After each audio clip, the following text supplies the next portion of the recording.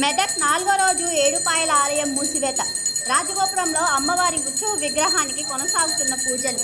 Singur project నుంచి నీరు విడుదల చేయడంతో ఆలయం ఎదుట ఉధృతంగా ప్రవహిస్తున్న మంజీరా నది.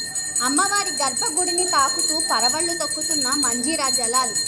బారికేడ్లు పెట్టి అమ్మవారి గర్భగుడి వైపు ఎవరూ వెళ్లకుండా చర్యలు తీసుకుంటున్న అధికారులు.